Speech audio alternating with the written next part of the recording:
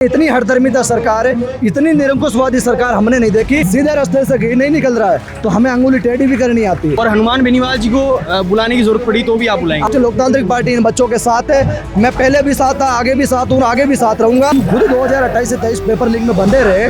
तुम्हारे हाथों की मेहंदी अभी तक उतरी नहीं है पेपर लीक के रंगों की। और भी जो है साहूकार बनने की कोशिश कर रहा है। तो हमारे साथ में आरएलपी के एक कार्यकर्ता लादूराम जी गुदारा हमारे साथ में मौजूद हैं। तो इनसे हम पूछेंगे कि ये 1 ईयर वेटिंग रूल क्या है। सबसे पहले लादूराम जी, आप जनता को बताइए कि ये आप जो विरोध प्रदर्शन जता रहे हैं यहाँ पे, तो उसके बारे में बताइए कि 1 ईयर वेटिंग रूल क्या है। देखिए कि जो सरकार ने प्रक्रियाधीन भर्तियों में 1 ईयर वेटिंग रूल को इम्प्लीमेंट कराने को लेकर बजट सेशन में बात की थी। उसके बाद में जो है 4 जून को कार्मिक विभाग ने लेटर भी जारी किया। और ये जो बच्चे आज यहाँ पे आए, ये 4th ग्रेड सहित तमाम भर्तियों के बच्चे यहाँ पे आए जो अपनी मेहनत का हक सरकार से लेना चाह रहे हैं। लेकिन इतनी हठधर्मिता सरकार है, इतनी निरंकुशवादी सरकार हमने नहीं देखी कि इस तरह से हिटलर साहब पे उतर आई है कि बच्चे यहाँ पे चिल्ला रहे हैं, लेकिन बोलने के लिए सरकार जो है इनको केवल आश्वासन का पुलाव दे रही है। अवसर में बदलने के लिए 1% भी इनको फकर नहीं है। और ये बच्चे यहाँ पे आए, ये चाह रहे कि साहब हमारी उम्र खर्च हुई, हमारा पैसा खर्च हुआ, हमारे सपने बर्बाद हुए, हमें मेहनत हक दो।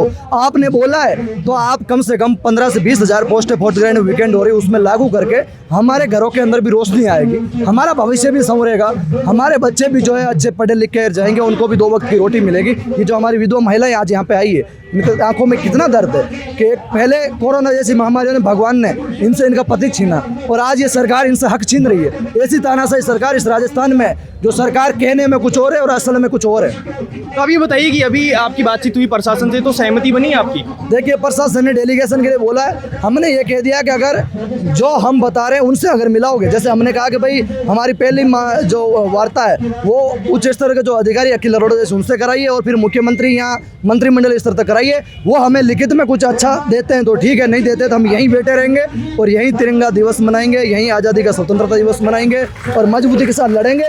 क्योंकि हमारे साथ पूरा राजस्थान है, आरएलपी है और आज स्वतंत्रता सेनानियों का दिन है। और हमें तो याद है कि जिस दिन भारत देश आज़ाद हो रहा था उसके पहले दिन आज भी 14 अगस्त है। उस दिन भी नेहरू जी ने कहा था कि जो आज 14 अगस्त का दिन है, उस दिन जब पूरा देश सो रहा होगा, जब पूरी दुनिया में सन्नाटा होगा, उस दिन भारत का तिरंगा फहराएगा और लोग कहेंगे कि आज ये भारत की आज़ादी का दिवस से जश्न मनाएंगे।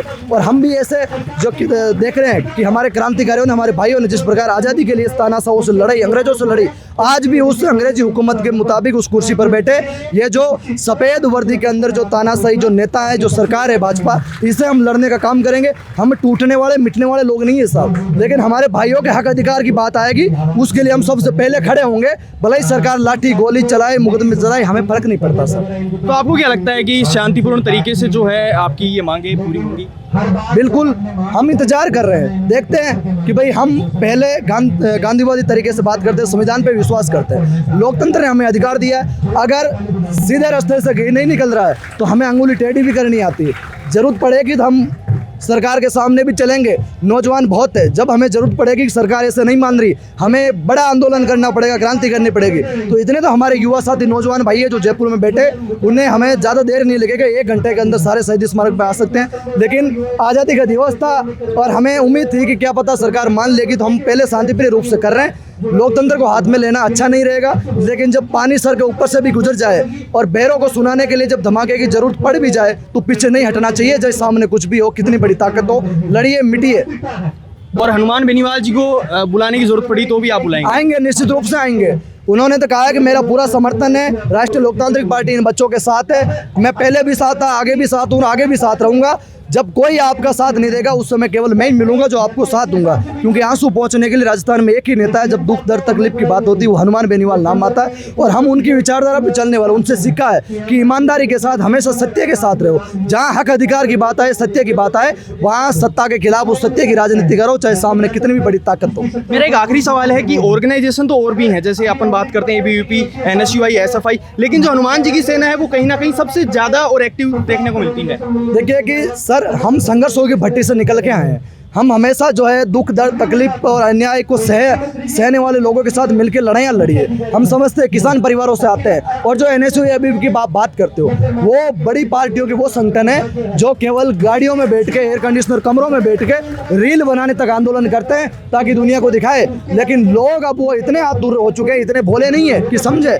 ये सारे जो बच्चे हैं ये केवल हम पे विश्वास इसीलिए कर रहे हैं कि वो हमें न्याय योद्धा इसीलिए कहते हैं, आरएलपी पे विश्वास इसलिए करते हैं क्योंकि उनको पता है कि आरएलपी वही पार्टी है जो या तो खड़ी नहीं होती, और खड़ी होती है तो फिर बैकफुट नहीं होती। हमारे पास बैक गेयर वाला सिस्टम नहीं है साहब, हम फ्रंट फुट पे खेलने वाले लोग हैं, बैक फुट पे नहीं खेलते हैं। और सामने चाहे गोली आए चाहे कुछ भी आए, लड़ने वाले लोग नहीं हैं हम। किसान परिवारों से आए, संघर्षों की भट्टी से निकले, हमारे खून की क्रांति चिंगारी उबाल मारती है साहब। जब हम दुख दर्द तकलीफें देखते हैं तब हम वो नहीं है कि एयर कंडीशनरों में बैठे, हमारी तकलीफें देखिए, पसीने में नहा रहे हैं, काले चेहरे हमारे पड़ गए, फिक्के पड़ गए। हम लोग जो परिवारों से दूर रह के हमारे समाज को बदलने के लिए, हमारे नौजवानों के अधिकारों के लिए, हमारे किसानों के सम्मान के लिए लड़ते हैं। हनुमान बेनीवाल जी ने कभी भी हमें गुलामी की राजनीति नहीं सिखाई, कभी भी बदलाव की राजनीति के लिए हमेशा उनके खिलाफ प्रखर होकर लड़ना सिखाया, और उनके पक्षियों पे हम लड़ रहे हैं। लेकिन कुछ हमें मिले या नहीं मिले, लेकिन जब भी बात आएगी लड़ाई की और अन्याय के खिलाफ हमेशा मजबूती से लड़ने की, तो एक नाम जरूर आएगा कि आरएलपी थी, आरएलपी है और आरएलपी लड़ती है हमेशा। भले ही कांग्रेस बीजेपी आई, आपने देखा होगा नीट पे खूब कांग्रेस वाले चिल्लाए, और मैं तो उनको भी कहना चाहूंगा कि सालों तुम खुद 2028 से 23 पेपर लीक में बंधे रहे, तुम्हारे हाथों की मेहंदी अभी तक उतरी नहीं है पेपर लीक के रंगों की, और तुम कह रहे हो कि पेपर लीक किस मुंह से बोल रहे हो? कम से कम अपने अंदर आत्मा में तो झांके देखो।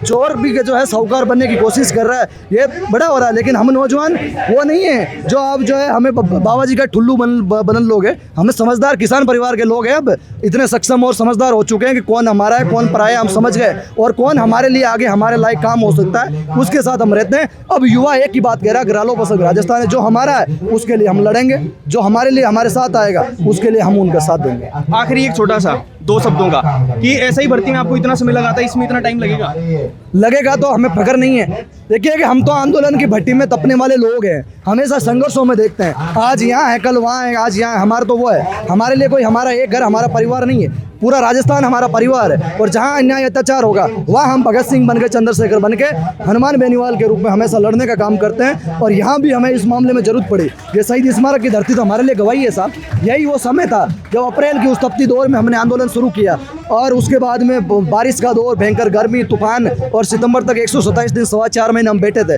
लेकिन अंत में सरकारों को झुकना पड़ा, जो कहते थे कि हम नहीं मानेंगे, उनको हमने दिखाया है कि ये देखिए, क्योंकि हम वो लोग हैं जो सरकार हमेशा कहती है कि इनको तो हम कुछ नहीं समझते, उनको हम कहते हैं कि साहब बादलों के बरसने से सूरज का अस्तित्व खत्म नहीं होता है साहब, जो लड़ता है वही मान है। और अन्याय के सामने सर झुकाने वाला सबसे बड़ा अन्याय होती है, और अन्याय के सामने लड़ने वाला हमेशा जो है मजबूत योद्धा कहला जाता है। वरना अगर चुप रहोगे तो लोग आपको बागी कहेंगे। बहुत बहुत धन्यवाद।